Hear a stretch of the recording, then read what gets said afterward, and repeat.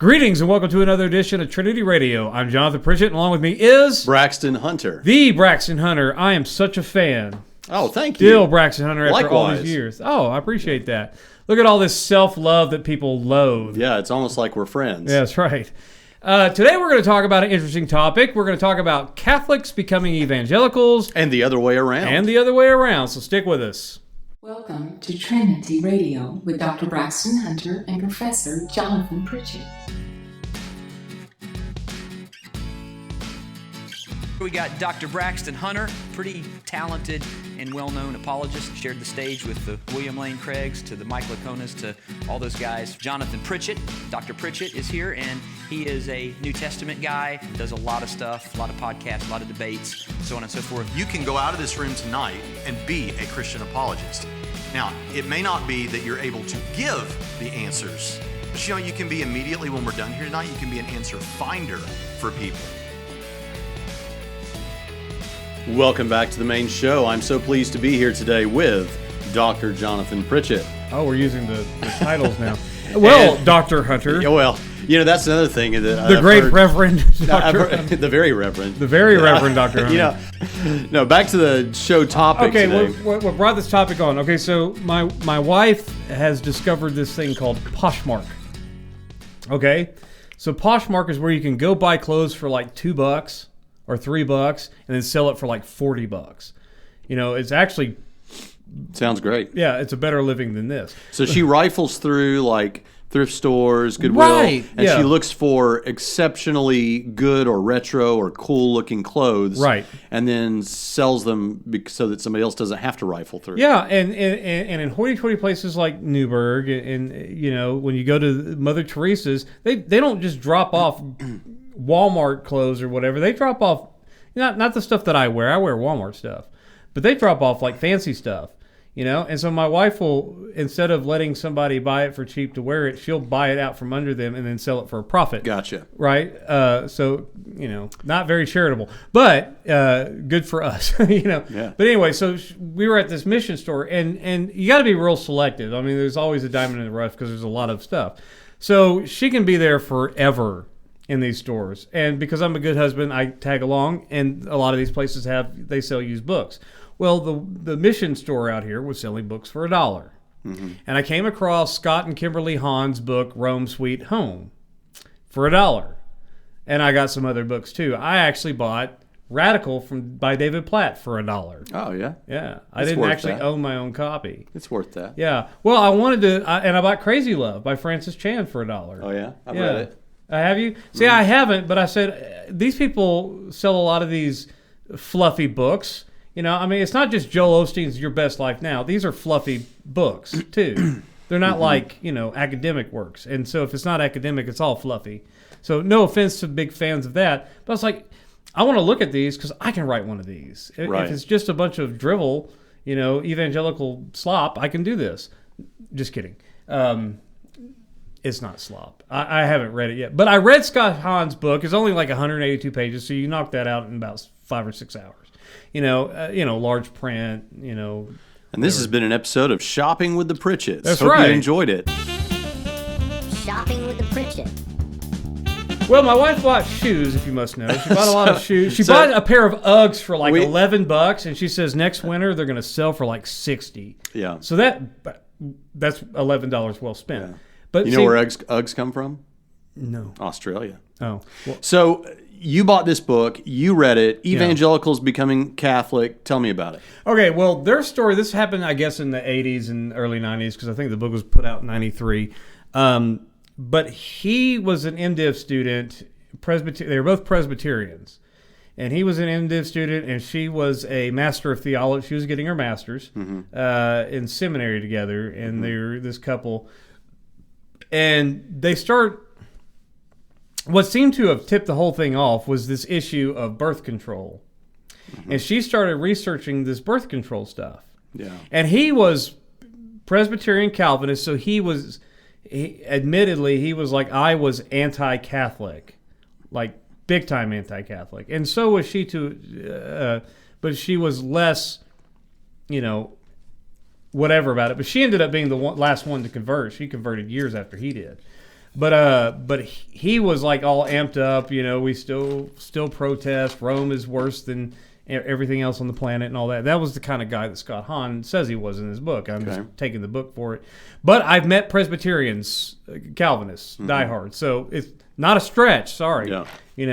So anyway, the first issue that came on the table was birth control. Birth control.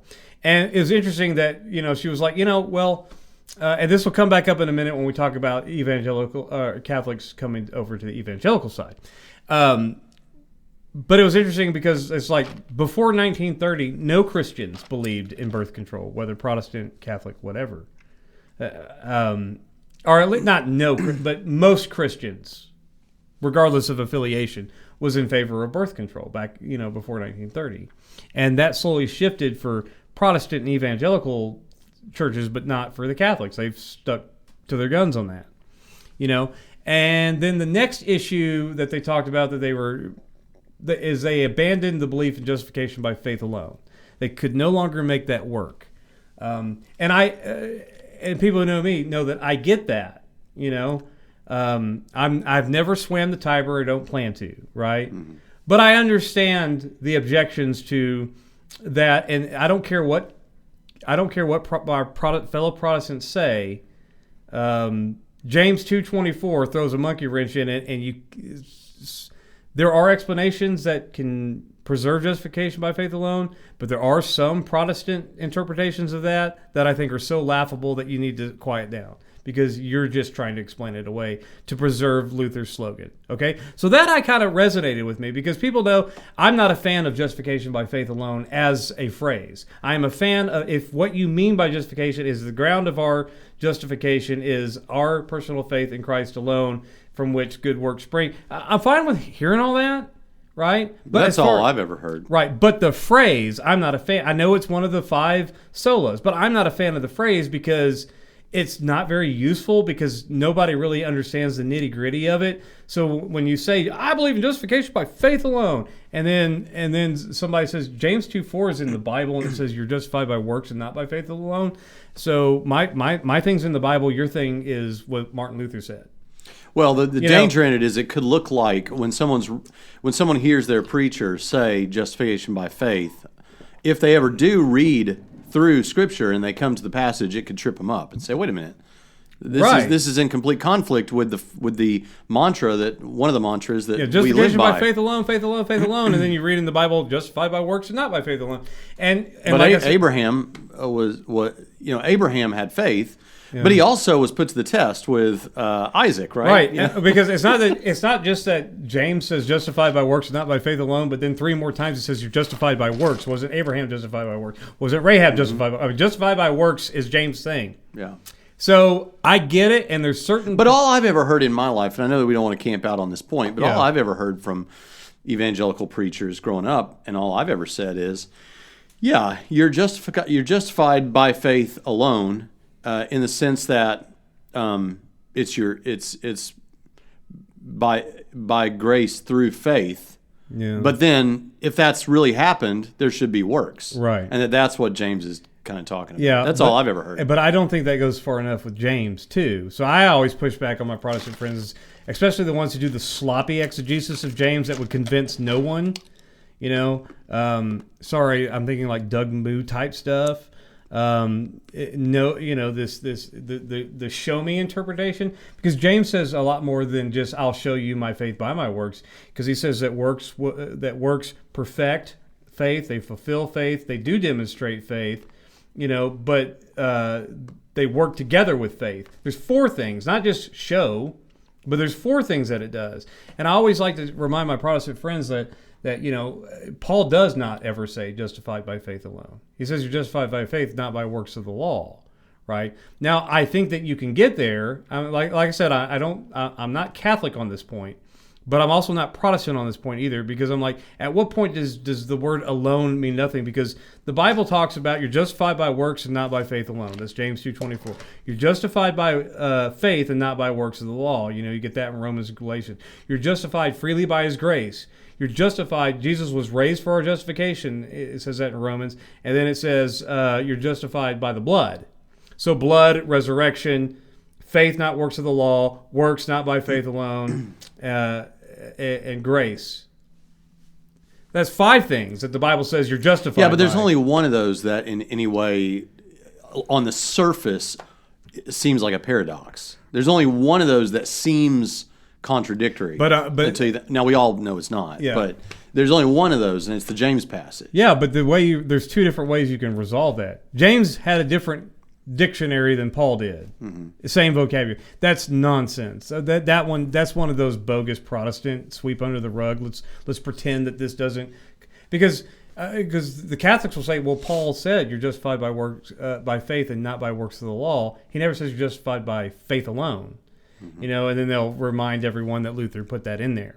Okay, so but all that is to say, when the Bible says you're justified by 5 different things, and you say you're justified by faith alone, I get what Protestants mean, and I'm still on that side of the fence, but I'm saying I understand. You're just saying be careful what you say. Right. Choose your words more carefully. And of course, the word alone doesn't mean 5 things. But if you mean, this is what I tell my Protestant friends. If the best versions of faith alone, I'm with you. If faith alone means blood, grace, works, faith, and resurrection, fine. But then the word alone stops having, now we're postmodern.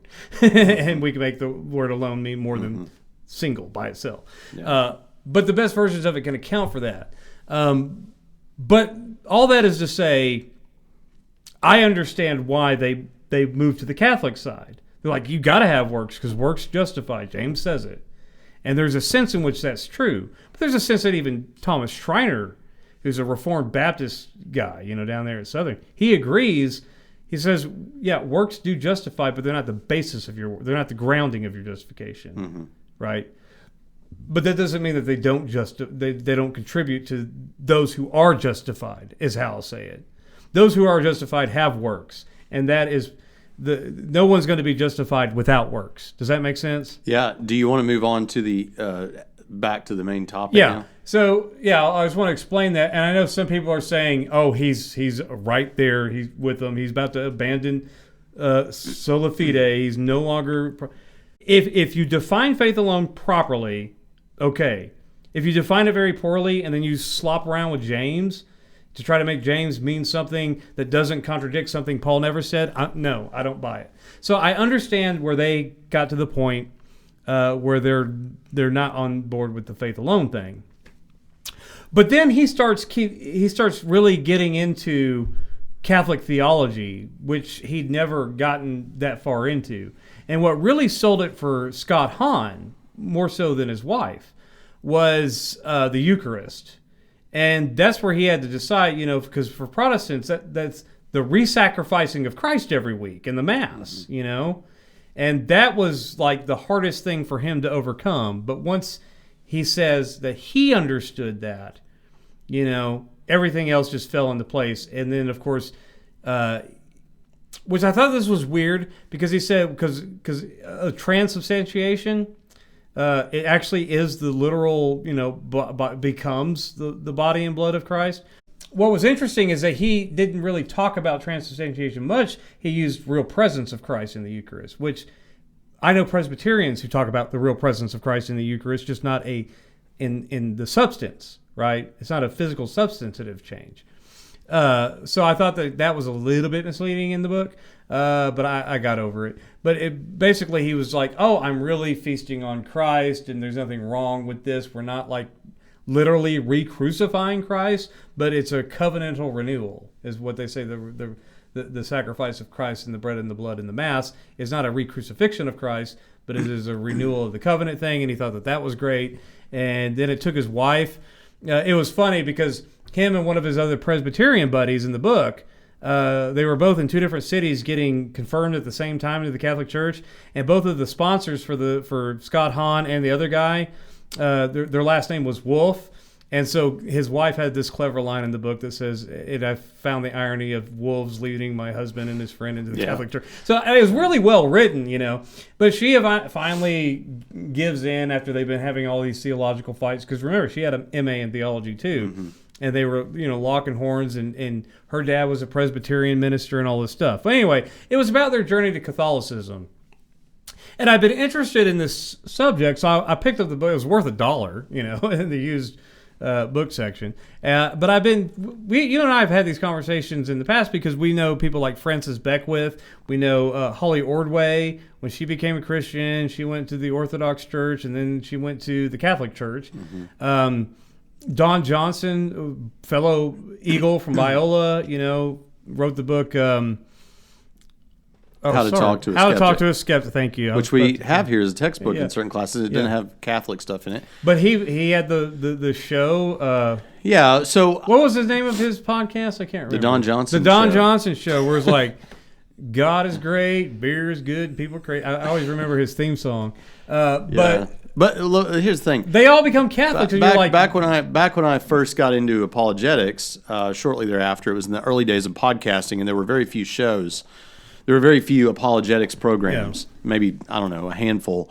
And Don Johnson was the best one, in my opinion. I think there were a couple of heavyweights, but Don Johnson was an unknown. And he would just bring on anybody who wanted to come on and argue with him. And he's very nice, but he would argue. He uses a cumulative case apologetics approach and stuff. And I still can go back and listen to his episodes and enjoy them. And I liked him. I listened to him for several years. And finally, he said something that I really had a problem with. And so I emailed him. He emailed back. And we developed a friendship.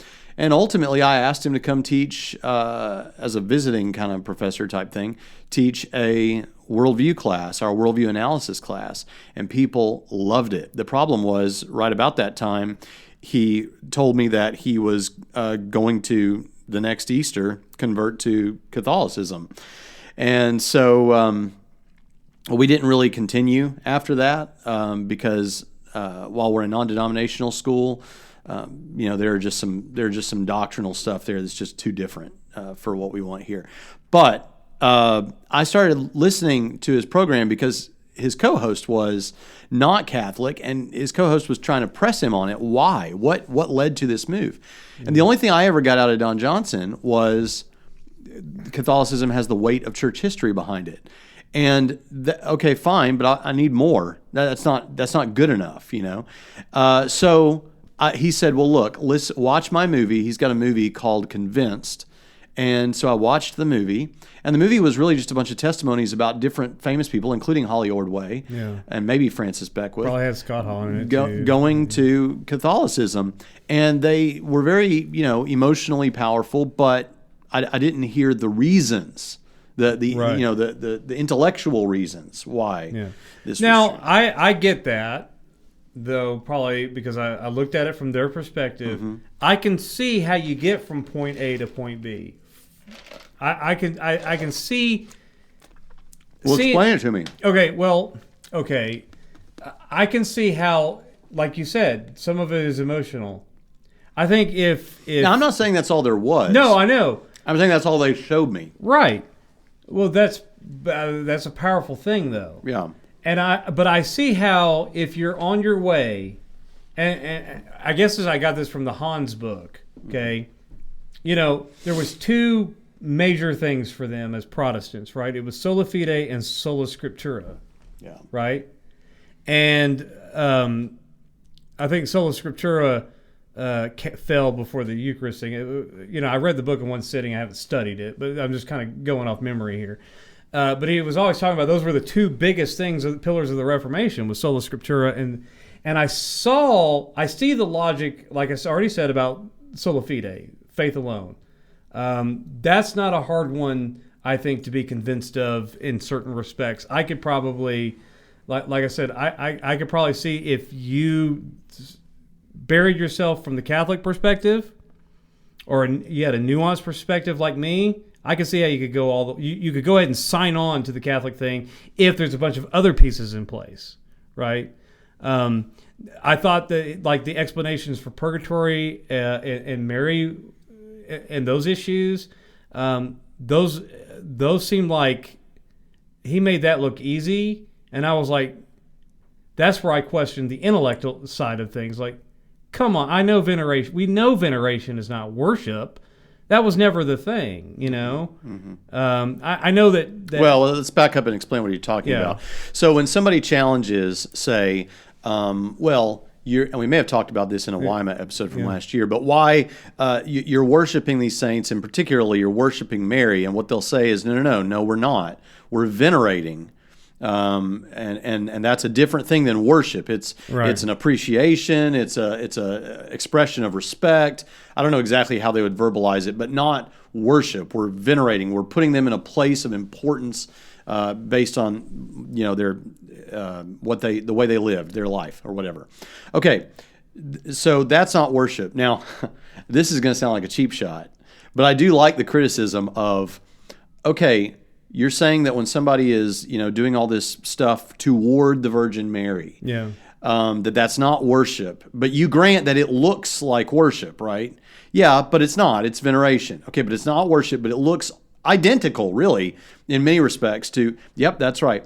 Okay, so if someone was engaging in goddess worship with Mary, how would you know the difference? Right. I think that's a fair criticism. Right. As is the criticism, because what they'll say, I think this is a pretty good response. I mean, if I was Catholic, I think I would see this as the best response they could give about praying to the saints, praying to Mary. And what they'll say on that is, well, you would ask someone who's living to pray for you, right? Like, hey, would you pray for me? I'm going to be trying to witness to my grandfather or whatever. Yeah, I'll pray for you. Well, if we're believers, we believe that once our brothers and sisters are dead in Christ, they're still with Christ, they're still alive, really. So what's the harm in asking them to pray for you when they're dead, just like you would while they're alive? Yeah. Now, okay, fine, fair enough. Here's the problem when it comes to any particular saint, specifically Mary. At any given, and this, I know that people talk about this all the time, and I know that Catholic apologists have responses and all that. But here's the thing: at any given time, how many people on planet Earth do you think are praying to Mary? Now, is Mary omniscient? Right? Can she hear all that stuff? Can she hear all that at once? Right? If she can, then I would think in some sense she's omniscient. If she can't, then are those prayers doing any good? Is there a really long list that she'll never complete? What is how do you handle this stuff? Right. So I think they got problems, but yeah, I agree with that. Now, that I don't know how they would answer, but he did address the first thing about the difference between veneration and worship, and if it looks like a duck, then quack. Throw back to my debate. What he said, he had a response for that, but I didn't find it compelling. His response was, well, I get it because from my Protestant background, we associate worship with all the external things that we do. Singing hymns in church and sitting down and listening to the sermon and all of that stuff and prayers. And that's how Protestants associate worship with the things that you do. Whereas he learned from the Catholic Church that that's not really worship so much as the worship is the internal bent towards God and the eternal infusion of grace that turns you back towards God. Right, and they're like, and so when somebody honors your son or your daughter and says your daughter has done a good thing, well done, that doesn't take away from your glory. That actually adds to your glory because you're the one who raised the daughter to be that. And so this kind of thing is like this it's like it doesn't take away from God's glory because Mary's God's painting. He did that in Mary. And so you're just glorifying God again if you're, saying anything nice about Mary, which I didn't find compelling. And the difference between outward and inward expression, I don't find that compelling either. But that's what he said. I'm just telling you what he said in his book.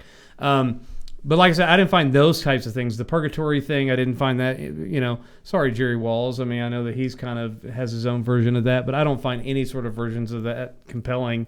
Yeah. I don't find the Mary thing compelling, but I do understand getting wrapped up in what the Catholics, when we get to, don't like. He got wrapped up into what he liked about it, which was walking around with the rosary and praying the prayer and all the sights and smells and bells and whistles and scents and all of that other stuff just seemed more to him a more embodied sort of Christianity, whereas Protestantism was mostly analytical. And then analytical on the one hand and then shallow on the other. Well, see, right? That's a really, and I think we're going to see more of that because frankly, and people may not be aware of this, but where throughout the 90s and 2000s up until today, the quote-unquote contemporary church has been the one with the the rock music and then the Hillsong type music and the TED Talk type sermon and all that sort of thing. Now, what it is there's a push toward more liturgical type stuff, more of the smells and bells type thing, and the way that's manifesting among a lot of people I know in the States anyway is a movement toward Anglicanism. Yeah, not toward Catholicism, but toward Anglicanism. Which, if that's happening, I can imagine some people, there being more of a push back toward Catholicism. Yeah, I mean, Anglicanism is basically the midway between Protestantism and Catholicism. It's kind of Church of England. It's an odd mix of both. Yeah. But for me, I understood how he got there, the way that he framed it. I don't know, but for me, I don't think that I could. In fact, I'll give him credit for justification by faith alone. Yeah, that one. I'm sorry, guys. It's just not as the way that we talk about. It's so diluted that it's not as it's not. Luther overstated it being the pillar by which the church stands or falls. The doctrine by which the church stands. Well, I think that was way overstatement. I agree with Douglas Campbell that JT, what he calls justification theory. Well, hold on a second. Probably not. I affirm anyway what people mean when they say that. Right. That's what I'm saying. Yeah. But so I don't want anybody to freak out here. We affirm what you mean when you say that. It's clarity that we're seeking here, so that when people read their Bible, they don't see the Bible saying something that you're saying the opposite of. Right. So you've got the justification by faith alone thing, and then you've got the sola scriptura thing that I know that, I'm not actually a sola scriptura guy. I like prima scriptura better than sola scriptura because I guess definitionally they mean the same thing. But as a good Wesleyan, scripture, reason, tradition, and experience, I think church tradition counts a long way. Church tradition is one of those things for me that helps me understand why we have a canon on top of the Spirit's guidance in the church tradition. But that's tradition. There's no table of contents in the Bible that's inspired. So that I kind of understand a little bit, how you could move towards swim out a little bit further into the Tiber, so to speak, or kind of peek behind Wittenberg's door, or whatever analogy you want to use for this. I know they accuse Leighton he's going to end up Catholic. I'm probably more likely, and I'm never going to become Catholic. But the sola scriptura thing, I get that too. I get the pull of tradition and history, like Don Johnson was saying. But I don't know how you get to the Pope from Jesus' conversation with Peter and then make it this elaborate Vicar of Christ stuff. No offense, Catholic. It's just weird. And I was talking to you the other day, private. That seemed more likely under a Pope John Paul or a Joseph Ratzinger. What was he, Benedict something? This current loony bin guy, no offense, Pope Francis. I don't see how anyone could go under that guy, and because a lot of Catholics are dissatisfied with him. So it was an interesting piece of pop history, for this type of movement. But all the other doctrines, I don't get at all. I can understand how you could get there on sola fide and sola scriptura and say, no, these just don't work. The tradition counts. I mean, tradition is actually what keeps me on the fence about the doctrine of hell. And I know that everyone's like, pick a side, and I'm like, no. But tradition, I think counts. So I understand that pull, but Mary veneration, some of these ex cathedra stuff, like Mary was assumed into heaven, and that's what Revelation talks. The perpetual virginity. Perpetual virginity, is all this other stuff that you have to pile on board. I'm like, no. And I know that they have their apologetics for it, and some of their not good ones. Some of their apologetics, they can hang with Protestants in these debates. Some of them they can't get off the ground because they're just so. No offense, Catholic, and we love Catholics. Let's stop to say we love Catholics. We think some Catholics are going to be in heaven with us. Some aren't. Same thing we can say. Some Southern Baptists are going to be in heaven. Some aren't. We're not saying being Catholic doesn't make you saved because we don't believe that. Right. But what I'm more interested in is not whether or not you're going to heaven when you die. It's why do you believe that? And is it because you accept all of this other stuff that makes that easier to swallow? Maybe, but I wouldn't swallow it. And that's that for me. I didn't get how he overcame some of those minor hurdles, some of which he didn't even address in this the book. Is the problem that I always, whenever I hear Catholics trying to explain to me how they got there, they'll explain a couple of things. Right. And usually it's a couple of things that they think we think are going to be the most difficult. Or they'll explain some criticism. Like one of the things I have heard is there's no authority really in Protestant churches. Right. I mean, if you cheat on your wife, or if you leave your wife for no good reason or whatever, I don't know, whatever it is, and you're a Protestant, if the pastor tries to do some kind of church discipline with you, you can just say, yeah, no thanks. I'm an American. I loves my freedoms, and you're going to go down to the next church of some other denomination, or go to the non-denominational church where you can sit in the dark or whatever it is, And but with a Catholic church, this is what they say. But then I think, can you still do that with another Catholic church? I mean, I don't know. But that is one thing they say is that the more consistent authority that way. Is something that I've heard them say. But I'll see them pick out one or two things that they don't like about Protestantism, or that they think Protestants misunderstand about Catholicism, and respond to that. And then that's kind of the end of the discussion. There's a whole bunch of stuff. There's a whole box of theology that I don't get. You need to explain all of that to me. And explain how it's true. Not just explain how it works. Why should I believe that? Yeah. And that's the thing that... And a lot of those things that you and I kind of in the second tier of issues, like for most people, the big ones would be, how could you ever compromise justification by faith alone and sola scriptura? Actually, that's easier than you think. It's all this other weird stuff that you're just kind of like, I don't know. Mm-hmm. And that's where it is for me. Like I said, I can at least sympathize with some of the big ticket items, at least those two big Protestant ticket items. But the other stuff, no. And he didn't address much of it, just the Mary thing and the purgatory thing, very briefly on purgatory. And I didn't find that at all convincing.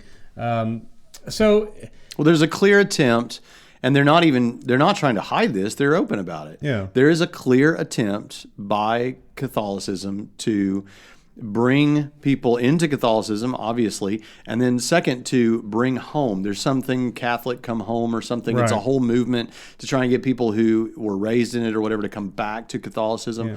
And so it's a very intentional sort of thing. Well, he was very open in the end of the book and his afterward about how, Catholics have some of the same stuff we saw in Protestantism. They have a bunch of liberalism, liberal Catholic priests who don't believe anything that they're talking about, all that, kind of like Episcopalians or, certain Anglican priests and all that. So he was very open about that too, and he thought it was sad that Catholics would be have that same type of issue that Protestants would, because he wasn't expecting that.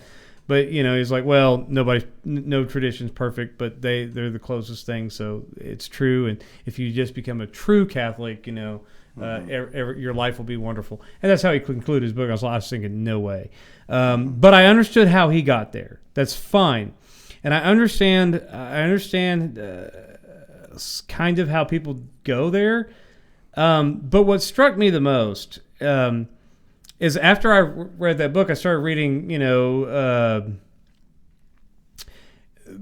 polling data on this, or survey data, not just Barna, not just whatever, but Pew Research and other research facilities, research groups on this.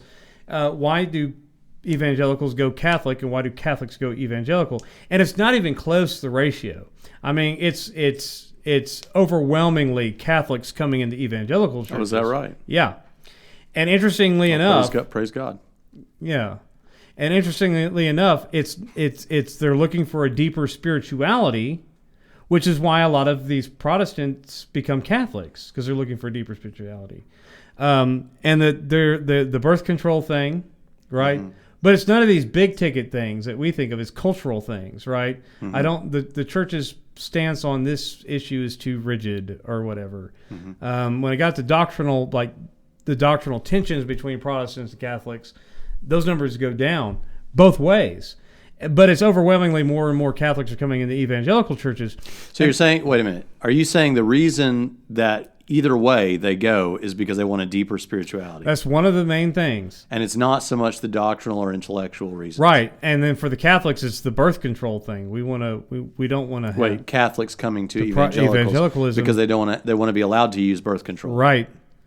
and other things like that. Or it feels like it's a cold, ritualistic thing, and they want something more freeing and spiritual. So they'll go into a mega church like the one we attend to, and they'll lift their arms and they'll sing inane songs and whatever else.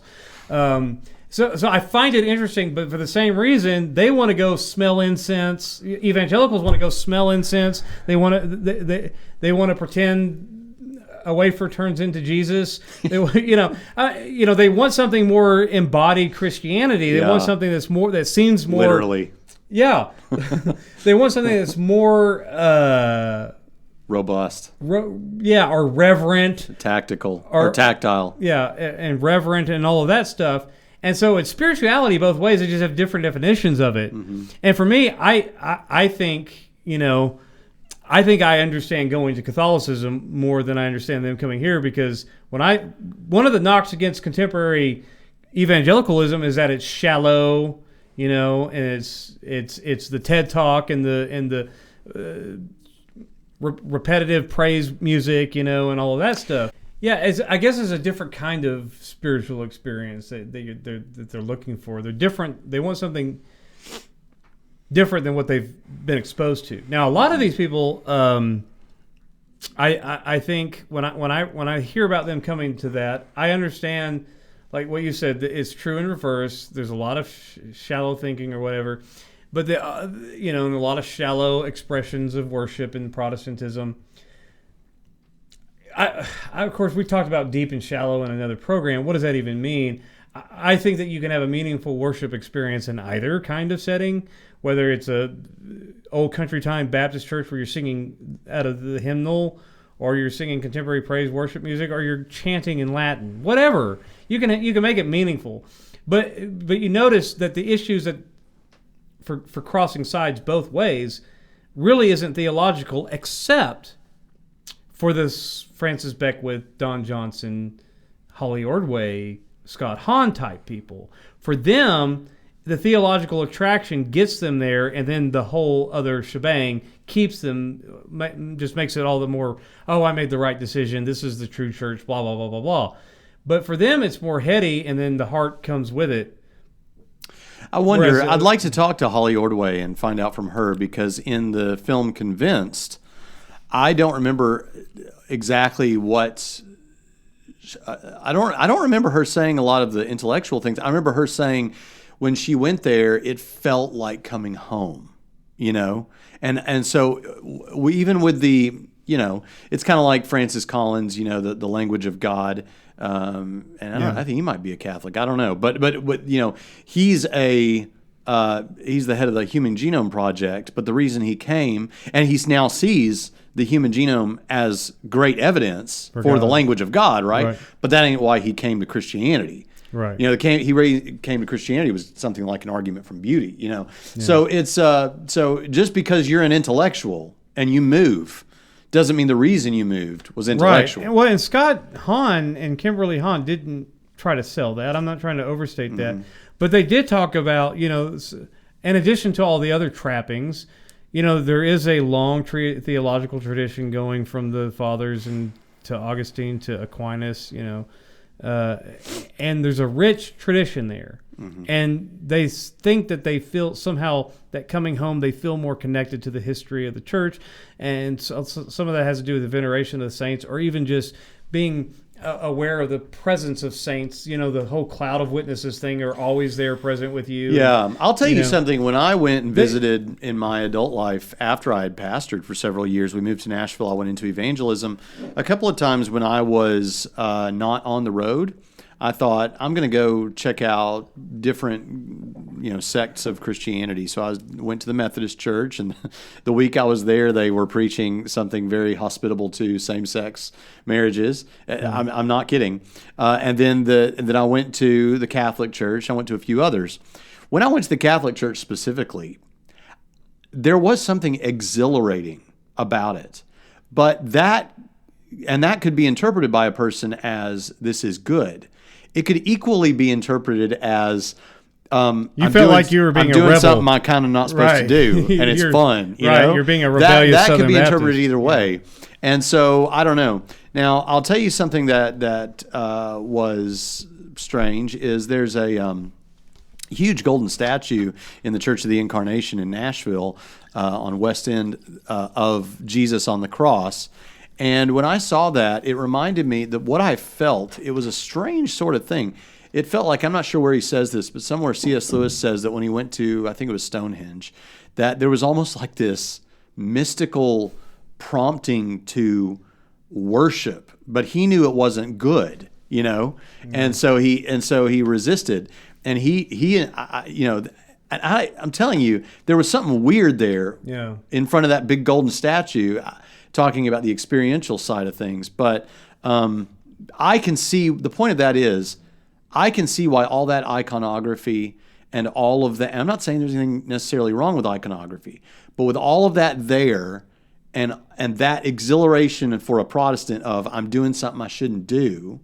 And the same could be true in reverse with a Catholic who's used to all that stuff coming to a place that is much more casual and there's music and all that kind of. There's a I'm not supposed to be doing this, and there is some stuff here that I see that seems valuable in some mysterious way. And that could be if we're saying the reason is not really theological at the base, I can see how it happens. Yeah, both ways. Mm-hmm. Yeah. And even you and I are shedding a tear as the Cathedral of Notre Dame is burning down. I mean, Notre Dame, yes. It's Notre Dame where I'm from. When you see that kind of thing happen, man, I know it's a Catholic cathedral, but I'm like, that's a part of my Christian heritage as well. Well, it's like when we went to, I remember back when I was much more of a loudmouth, red-faced guy than I am now. I went to Israel with our church, and when I was pastoring in McMinnville, Tennessee, and we went to Israel, and then we took a side trip afterwards for a few days in Rome. Yeah, I thought it was fantastic. We went to the Vatican, we saw all this stuff, because whatever you want to say, this is a part of your Christian heritage. This is a part of church history. It's all around you. No, you're Baptist, man. You got to read that Trail of Blood. Okay, well, whatever. I don't need your charts and your maps, okay? The thing about it is, it's a part of our religious history. That's right. And these people were like not wanting to be there. They were like, man, this is lame, all this Catholic stuff. I just want to go. We saw Israel. We saw where Jesus was. I don't need all this stuff. I'm like, yeah, but what are you talking about? Look at this. This is amazing. So something like Notre Dame, we should hate to lose that. Yeah. You know? So for me, and just as a work of human creation, for me, you amen millions of Catholics coming into evangelicalism. Do you amen people going to Catholicism? No, absolutely not. Yeah, because obviously I think that they are wrong in some big ways, or else I would be a Catholic, right? But you affirm that there will be Catholics in heaven. Yeah, of course. But you're like, you probably shouldn't go be a part of that church. That's right. And people also make the error of thinking that the Catholic Church, in 1200 is the same as the Catholic Church in 2000. Right. There's a whole history there. Right. Weird popes throughout doing crazy kind of stuff. Mm-hmm. I mean, it's a lot of work for their apologists, to have to grok with history. Yeah. Some of their history I'll defend. I can defend the first two Crusades, fine. Some of their apologists are great too. Trent Horn is a really good debater. Okay? Yeah. I like, there's things about Catholicism I like. But here's the thing. For me, and again, Catholic viewers, you know that we love you and we're going to be in heaven with you even if you're... I wonder how many we've got. Yeah. But here's the thing. All the best that Catholicism has to offer that I don't think is crazy, and I know that they think we're crazy. You and I are both our own popes, right? So what do you mean you don't like popes? You're a pope to yourself, and I'm a pope. Yeah, it's more complicated. But all the best things about Catholicism, rich theological tradition, history. If I want to burn incense, in my study, I can't here in the office, but I mean at home or whatever. I mean, you can have, if you're an evangelical, you can have the best of Catholicism without the baggage of Catholicism. But here's the thing. I don't want, as I'm thinking about what we're saying here, I don't want people to think that I'm affirming people in their Catholicism. No, you're asking me a specific question. Do I think that there will be Catholics in heaven? Right. Yes. Do I think that someone should remain a Catholic? Absolutely not. I think there is doctrine there that is serious enough that I would be very bothered if I was in the Catholic Church, and I think you need to leave immediately. So yes, I'll say that. That's a warning. I think that's serious. Yeah, and I'm saying that evangelicalism at its best can have the best of Catholicism without the stuff that you're worried about. Yeah. So there's really no need, right? Because you could. I don't know. We didn't even get to confession. We didn't even touch really on the problems of Pope and the Vicar of Christ and infallibility. A lot of issues there. Anyway, I understand that evangelicalism is not perfect. You understand that as well. But evangelicalism is a big thing. Protestantism is a big thing. There's room for more Catholics if you want to come swim back this way from the Tiber. And so we want to encourage, like you said, we want to encourage you to come try us. Leave home. And I'm looking forward to finding out what books Dr. Pritchett digs out of the thrift store next time. Yeah. And we'll discuss that as well. Hey, listen, we need patrons. We do. Just today, we're going to buy a software that's going to help us more with interviews and stuff. And it's a pricey software. And so when you give to this show, it makes things like that more possible. And we won't have bad audio like last time. Yeah, if you want to click up here somewhere, if you're watching by video, there's a little eye that will let you do that. Also, if you're listening by audio, you can go to patreon.com/Trinity Radio. And I hope that you'll check out our sister podcasts in the Trinity Commission. Also, there's a Trinity Commission Facebook page that you can go click, and you can see everything when it comes through from Soteriology 101, the Bible Brodown, our show, and Steve Gregg's The Narrow Path. With that, we'll see you next time on Trinity Radio. If you would like more content, click here and keep watching Bible studies. Click up here. And finally, we want you to subscribe. We need more subscribers, so click here.